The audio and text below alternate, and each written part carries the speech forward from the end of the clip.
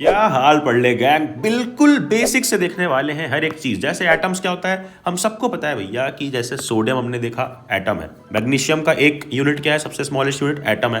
Carbon है। Potassium का सबसे सिंगल अकेला छोटा सा यूनिट क्या है, एटम। यानी एक पोटेशियम एटम, एक कार्बन एटम, एक मैग्नीशियम एटम, एक सोडियम एटम। ये क्या है, एटम हो गया।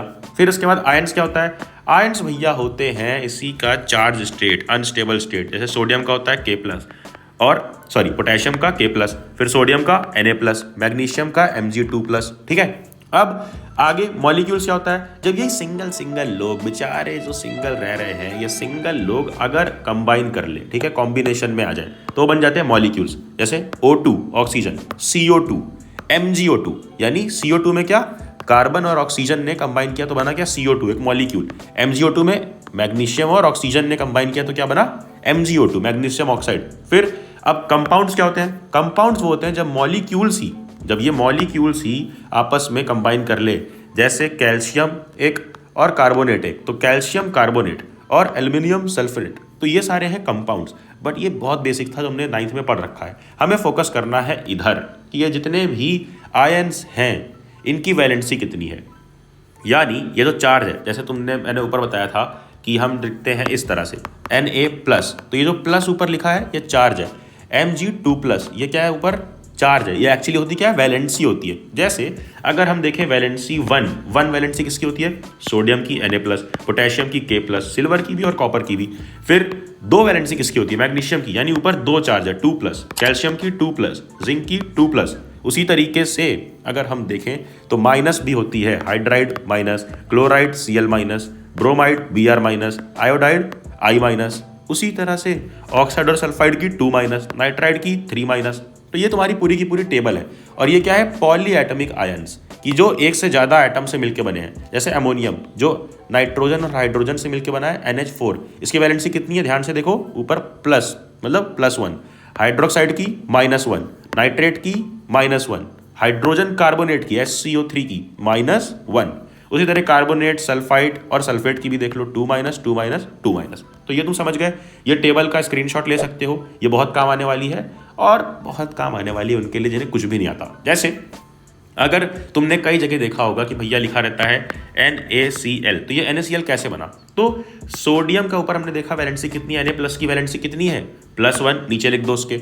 और क्लोराइड की कितनी है, क्लोराइड की कितनी है, -1, नीचे लिख दो उसके। और क्रिस क्रॉस कर दो आपस में, क्रॉस मल्टीप्लीकेशन, तो Na और Cl माइनस का क्रॉस मल्टीप्लीकेशन क्या आएगा, Na1 Cl1, 1 1 कट गया, बचा क्या, NaCl। उसी तरीके से अगर हम Mg2 प्लस की बात करें तो +2 है, O2 माइनस में -2 है, अभी हमने ऊपर देखा, क्रॉस कर दो आपस में, क्या बना, Mg2O2, 2 आपस में कट गया तो बनता क्या है, MgO मैग्नीशियम ऑक्साइड। फिर एल्यूमिनियम का हमने देखा +3 था तो 3 लिख दिया नीचे, और सल्फेट का -2 तो 2 लिख दिया नीचे। आपस में करा दो क्रॉस मल्टीप्लीकेशन, तो क्या बनेगा, आपस में यहाँ पे क्रॉस मल्टीप्लीकेशन करवाओगे अगर, तो क्या बनेगा, इनमें बनेगा Al2SO4 3। इसको हम ब्रैकेट लगा रहे हैं ताकि 4 और 3 में डिफरेंस क्लियर दिखे, Al2SO4 3। ठीक है, आगे आ जाओ। अब हम एक्चुअली खेल शुरू करने जा रहे हैं, क्योंकि ये था बहुत बेसिक, जिन्हें बिल्कुल नहीं आता उन्हें भी समझ में आ जाए। ये क्या सामने लिख रखा है, रिएक्शंस। 10th में आए हो तो तुम्हें ये सारे तरह की रिएक्शंस देखने मिली होगी, कॉम्बिनेशन, डिकम्पोजिशन, सिंगल जैसे कि तुम हो, गजब बेइज्जती है। तो सिंगल और डबल डिस्प्लेसमेंट रिएक्शन और रिडॉक्स रिएक्शन, सब कुछ देखने वाले हैं, कुछ भी तुम्हें रटना ना पड़े। कुछ बिल्कुल बेसिक कॉम्बिनेशन रिएक्शन तुम्हारी किताब में क्या लिखी है कि मैग्नीशियम और ऑक्सीजन है अगर, तो क्या बनेगा। हमने अभी देखा कितना सिंपल है ये, कि Mg का 2 होता है, O का 2 होता है, ठीक है, तो क्या होता है क्रॉस करके, क्या होता है क्रॉस करके, अरे क्या बनता है, Mg2O2, क्या बनता है, Mg2O2, जिसको हम लोग MgO लिखते हैं, ठीक है, मैग्नीशियम ऑक्साइड। फिर इसको बैलेंस कर लो, फिर C और O, तो C का क्या रहता है 4, O का क्या रहता है 2, क्रॉस कर दो, क्या बनेगा C2O4। अब 2 से काट दो तो CO2, क्या बन गया, CO2। बस सिंपल, उधर यहाँ पे लिख दो CO2। जो हमने ऊपर क्रिस क्रॉस देखा, क्रॉस मल्टीप्लीकेशन देखा, उससे ही हो रहे हैं सारे। अब जैसे यहाँ पर है H2 और O2, क्या है H2 और O2, तो H का क्या रहता है, H का क्या रहता है, H का 1, O का 2, तो क्रॉस कर दो H2O, क्या बन गया H2O। और वो टेबल जो मैंने ऊपर दिखाई उसमें सारे आयंस की वैलेंसी लिखी हुई है। अब होता है असली खेल शुरू, कि अब तक तो भैया बहुत बेसिक था, बट अगर हमारे सामने इस तरह से लिख करके रिएक्शंस चली आती हैं इस तरह से कि CH4+O2, अब क्या होगा, इसमें क्या करेंगे हम, क्योंकि इसमें तो CH4 की कोई वैलेंसी नहीं है, C6H12O6 ऐसे लिख के आ गया ऑक्सीजन के साथ, तो हम क्या करेंगे, तो ऐसे केसेस में कुछ कुछ फॉर्मूला हमें याद करने होते हैं। ये रहा हमारा #1 यानी नंबर 1 फॉर्मूला, जो याद कर लो कि हाइड्रोकार्बन जब भी होगा ऑक्सीजन से रिएक्ट करता हुआ तो क्या बनेगा। एक सेकेंड, हाइड्रोकार्बन क्या है, तो हाइड्रोकार्बन होता है कि कोई भी कंपाउंड जब वो CH और O से मिलकर बना हो, किससे, कार्बन, हाइड्रोजन और ऑक्सीजन से, तो उसको बोलते हैं हाइड्रोकार्बन। अब जब भी हाइड्रोकार्बन रिएक्ट करता है ऑक्सीजन के साथ तो बनता क्या है, वाटर, कार्बन डाइऑक्साइड और एनर्जी। एग्जाम्पल सामने तुम्हारे NCERT बुक में दिया भी हुआ है। जब ये लोग आपस में रिएक्ट करेंगे, या हाइड्रोकार्बन है CH4 ऑक्सीजन के साथ, तो क्या करना है, सिंपल लिख देना है CO2 + H2O प्लस थोड़ी सी एनर्जी। ठीक है, उसी तरीके ये भी हाइड्रोकार्बन है कि नहीं चेक करो, है, क्योंकि ये किससे किससे बना है, सिर्फ कार्बन, हाइड्रोजन और ऑक्सीजन से। ठीक है, तो अब ये भी रिएक्ट करेगा तो क्या बनेगा, सेम चीज, CO2 + H2O प्लस एनर्जी। ठीक है, और बस इसको बैलेंस कर लो। ये बताओ मुझे कौन सी फेमस रिएक्शन है, इस रिएक्शन का नाम क्या है, कमेंट में जल्दी। अब अगला नंबर टू फॉर्मूला हमें जो इंपॉर्टेंट है याद रखना है, वो है ये कि जब भी कोई मेटल हाइड्रोक्साइड, ये क्या होता है भैया, अरे मेटल हाइड्रोक्साइड, देखो कुछ कुछ मेटल्स होते हैं, कुछ कुछ नॉन मेटल्स। ठीक है, ये तो हमें पता ही है। जैसे हमारे पास कैल्शियम हो गया, जैसे हमारे पास क्या है, अरे जैसे यहाँ नीचे लिखा है ना रिएक्शन में, कैल्शियम हो गया, मैग्नीशियम हो गया, ये सारे क्या है, मेटल्स। ठीक है, ये सारे क्या है, मेटल्स। और जब भी ये रिएक्ट करते हैं, जब ये ऑक्सीजन से रिएक्ट करते हैं तो क्या बनाते हैं, मेटल ऑक्साइड। तो ये हाइड्रोक्साइड नहीं है, ये मेटल ऑक्साइड है। ठीक है, कि जब भी कोई मेटल ऑक्साइड रिएक्ट करता है वाटर के साथ तो मेटल हाइड्रोक्साइड बना लेता है, मतलब बस हाइड्रोजन ऐड कर दो। जैसे यहाँ पर देखो बड़ा सिंपल है, CaO + H2O, तो क्या कर दो, CaOH टॉइस। ठीक है, यहाँ पर MgO + H2O, तो MgOH टॉइस, कि यहाँ पर ऑक्साइड था, मेटल ऑक्साइड, वाटर से रिएक्ट करा तो मेटल हाइड्रोक्साइड बन गया। देन नीचे अगला जब हम पढ़ते हैं डिकम्पोजिशन रिएक्शन, तो बहुत सारे ऐसे रिएक्शंस देखने मिलते हैं जहाँ पे कोई कंपाउंड होता है उसको हम लोग हीट करते हैं, तो क्या बनेगा, याद रखना, गैस, यानी 1 2 3 जितनी भी गैसेस है सबको अलग कर दो, फिर जो बचा हुआ रेस्ट ऑफ कंपाउंड है, चाहे वो क्लोराइड हो, ऑक्साइड हो, जो भी है, उसको अलग लिख दो। जैसे यहाँ पर है CaCO3 और इसको गर्म किया जा रहा है, हीट दी जा रही है। ठीक है, तो ये क्या बनेगा बताओ, CaCO3 क्या बनेगा। तो पहले देखो इसमें कौन कौन सी गैसेस तुम्हें दिख रही हैं। जैसे हमें साफ इसके अंदर से दिख रही है गैस कार्बन डाइऑक्साइड, CO2, तो ये निकल गया। फिर बचा क्या, CO2 निकाल दो, अरे CaCO3 तुम्हारे पास था, Ca यानी कैल्शियम, CO3 यानी एक कैल्शियम था, एक कार्बन था और 3 ऑक्सीजन थे, तो हमने क्या निकाला, CO2, तो बचा क्या, Ca, एक कैल्शियम और एक ऑक्सीजन बच गया। तो बस वही जो रेस्ट मैंने लिखा है ना यहाँ पे, वही है कि जो बच जाए वो लिख दो, CaO। उसी तरीके AgCl है। अब इसमें गैस कौन सी दिख रही है, साफ Cl, chloride gas, chlorine gas दिख रही है, तो Cl2, और बचा क्या, Ag। ठीक है, फिर इसे बैलेंस कर लो। उसी तरह AgBr में ये क्या है, ब्रोमाइड एक गैस है, तो Br2 और Ag, फिर इसे बैलेंस कर लो। Then FeSO4। अब भैया यहाँ पर कौन सी गैस है, ये इंपॉर्टेंट है, इसको याद रखना, क्योंकि यहाँ पर 2 गैसेस हमें देखने को मिलती है। पहला SO2, दूसरा SO3। ठीक है, SO2 और SO3, और फिर बचता क्या है आखिर में, Fe2O3, फेरिक ऑक्साइड, जिसको बैलेंस अब इस रिएक्शन को कर लो। और ये थोड़ी सी यूनिक और कॉम्प्लेक्स रिएक्शन थी, इसलिए याद कर लो। उसी तरीके ये दूसरी वाली है PbNO3 टॉइस। अब इसमें क्या है, इसमें क्या भैया, इसमें देखो, इसमें है 2 गैसेस, पहली तो ऑक्सीजन है, दूसरी क्या है, दूसरी है नाइट्रोजन डाइऑक्साइड NO2, और फिर बचता क्या है, वही अपना मेटल ऑक्साइड PbO। ठीक है, लेड ऑक्साइड। अब इसको भी बैलेंस कर लो।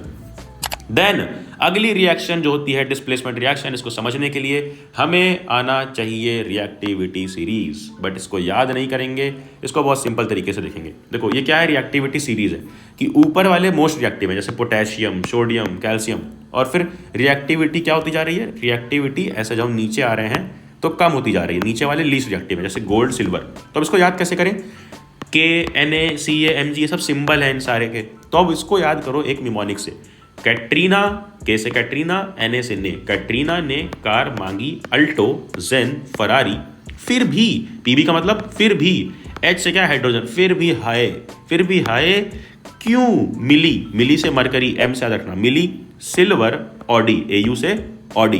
तो कैटरीना ने कार मांगी अल्टो जेन फरारी, फिर भी हाई क्यों, मिली सिल्वर ऑडी। इस तरह से याद कर लिया। बस एक चीज यहां पे याद रखना कि एल्यूमिनियम और जिंक के बीच में आ जाता है क्या, ये C, कार्बन। ठीक है, बीच में आता है कार्बन। अब आओ देखते हैं कि इसका यूज कैसे होगा। कि जब भी कोई डिस्प्लेसमेंट रिएक्शन तुम्हें इस तरह से पेपर में देखने मिले बुक में कि Fe + CuSO4, तो यहाँ पे क्या बनेगा, तो याद रखना ये पैटर्न कुछ कैसा है कि A B C।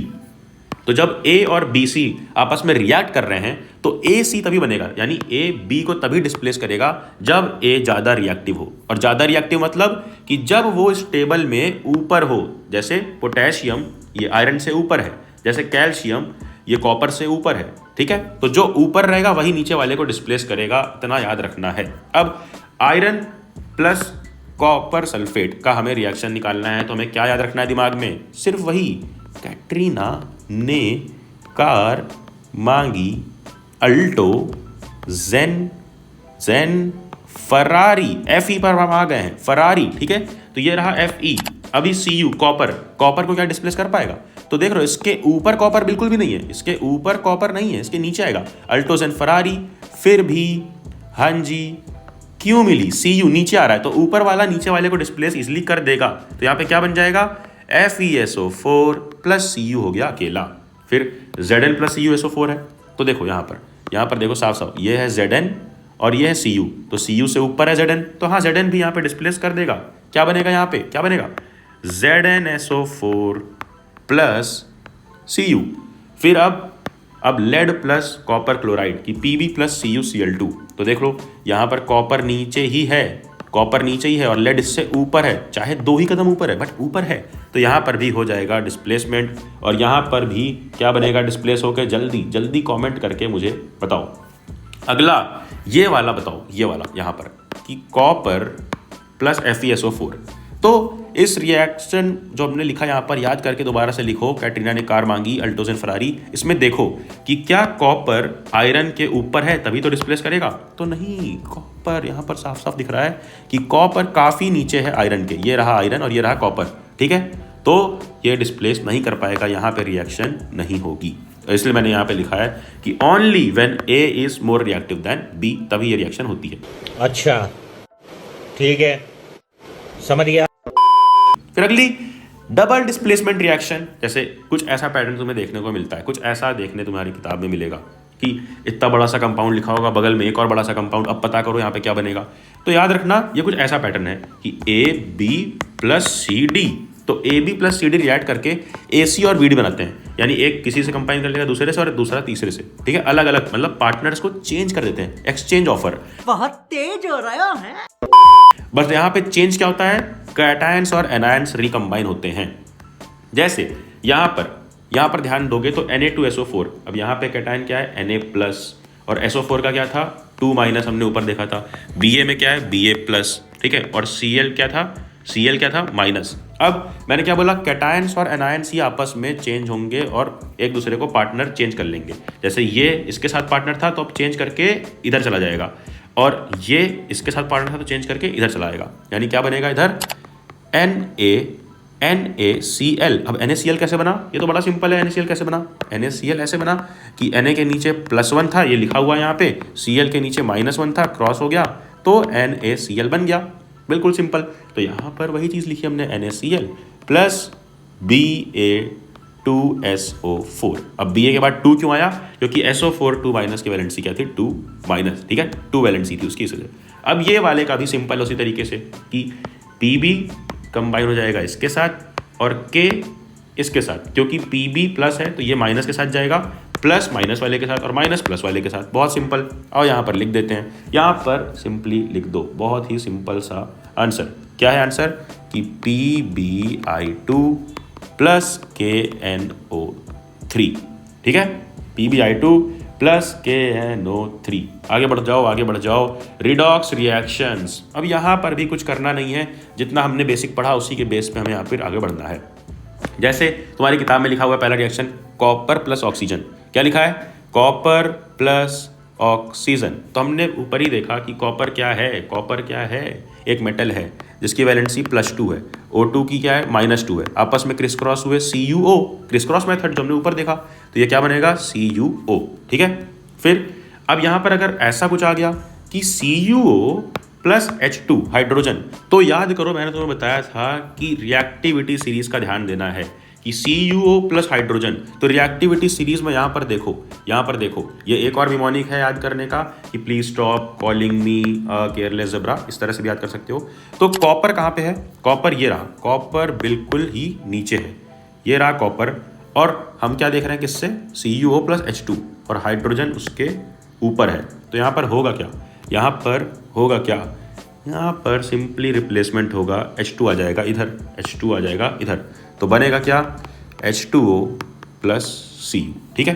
देन अगला ZnO प्लस C, इसके लिए भी यहाँ पर एक्टिविटी सीरीज देखो कि कार्बन कहाँ पे है, मैंने बताया था कार्बन Al और Zn के बीच में होता है, यानी Zn के ऊपर, तो यहाँ पर भी क्या होगा, रिप्लेस हो जाएगा, ये बन जाएगा CO2 और Zn हमारा अकेला, सिंपल डिस्प्लेसमेंट।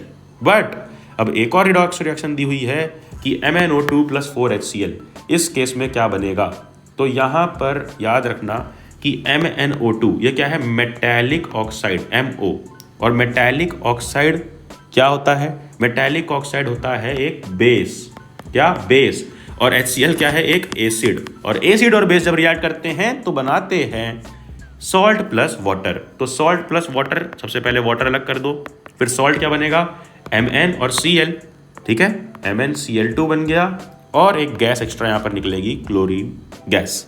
अब ये एसिड बेस वाला कॉन्सेप्ट क्या है, कैसे है, सब कुछ डिटेल में एसिड बेस की सारी रिएक्शन हम देखेंगे पार्ट 2 में। अगर इस वीडियो पे कमेंट करते हो पार्ट 2, तो पार्ट 2 चाहिए तो जल्दी जाकर कमेंट करो पार्ट 2, और कई सारी वीडियोस पड़ी हुई हैं, जा करके चैनल पे देखो, नोटिफिकेशन छेड़ दो कि अगली कोई वीडियो मिस ना हो। एंड देन क्या, अभी जाना, जा पढ़ ले।